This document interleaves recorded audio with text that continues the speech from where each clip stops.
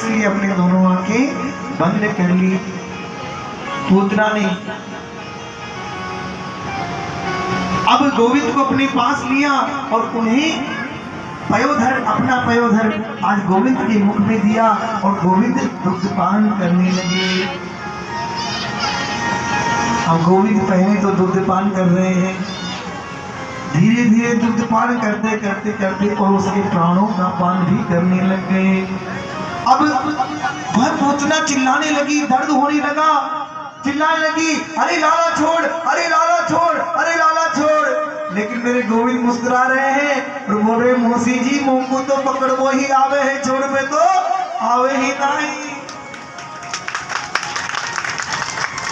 आज मेरे गोविंद छोड़ नहीं रहे, मुस्कुरा रहे हैं और पूतना बड़ा विकराल रूप बनाती है, चिल्लाती हुई बाहर आती है, बड़ा विकराल रूप, विशाल रूप बना करके और आज आकाश मार्ग में गले लगती है।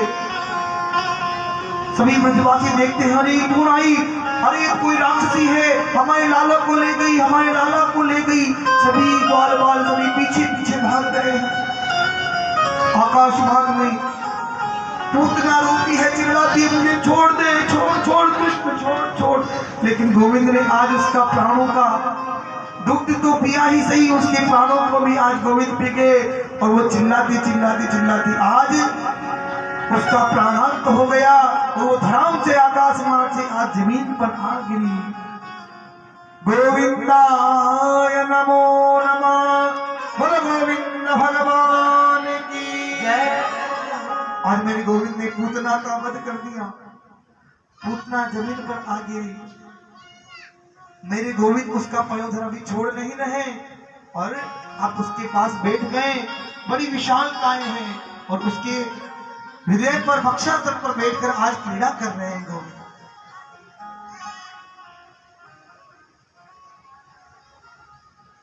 आज वसुदेव जब नंद बाबा को याद आया कि मुझे कर देना है तो कर देने के लिए कहां चले गए? वो चले गए थे कंस के यहाँ मथुरा में, क्योंकि कंस वहां का राजा था ना। तो छोटे मोटे गांव वाले जितने भी छोटे मोटे पंच सरपंच जो राजा थे वो सभी कंस को कर देने जाते थे। नंद बाबा भी कुछ साथियों के साथ में वहीं गए हुए थे। वसुदेव जी से उनका मिलन हुआ। वसुदेव जी से कह रहे हैं, अरे वसुदेव मुझे बड़ा दुख है कि तेरा पुत्र, तुम्हारे 7-8 पुत्र हुए लेकिन सभी को कंस ने मार दिया। लेकिन तुम चिंता मत करो, हमारे यहाँ एक पुत्र हुआ है, वह पुत्र भी तुम्हारा ही पुत्र है। वसुदेव जी मन में सोच रहे हैं, वो तो मेरा ही पुत्र रखकर तो नहीं आया हूँ, लेकिन बाहर से बताते नहीं है। कहने लगे, हाँ हाँ हाँ भाई, वो पुत्र भी मेरा ही पुत्र है। और कहने लगे, तुम जाकर उनका नाम संस्कार अवश्य कराना और अपने पुत्र को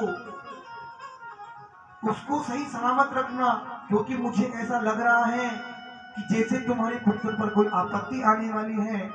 यह बात जब वसुदेव ने नंद बाबा को कही, नंद बाबा को लगा, क्योंकि वसुदेव जी कभी मिथ्या भाषण नहीं करते, उन्हें लगा कि जरूर कुछ न कुछ होने वाला है। और नंद बाबा कुछ अपने ग्वाल वालों को लेकर के साथ में और आज गोकुल की तरफ प्रस्थान कर गए। मार्ग में आए, उन्होंने देखा बड़ी विशाल काय एक राक्षसी पड़ी हुई है और उसके वक्षस्थल पर मेरे गोविंद खेल रहे हैं।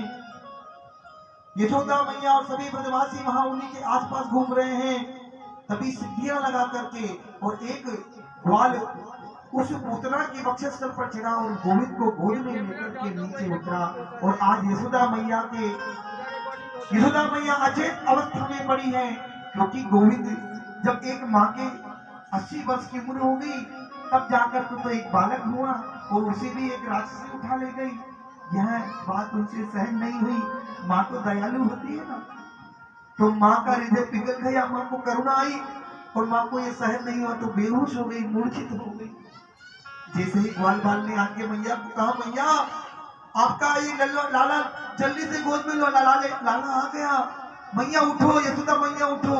यशोदा मैया को जैसे ही ये सुनाई दिया लाला आ गया, वैसे ही आंखों को खोला और आज गोविंद को हृदय से लगा लिया, गोविंद को हृदय से लगा करके और आज प्रेम कर रही है, बार बार उन्हें पुकार रही है और बार बार गोविंद का धन्यवाद कर रही है। प्रभु आपका कोटि कोटि धन्यवाद।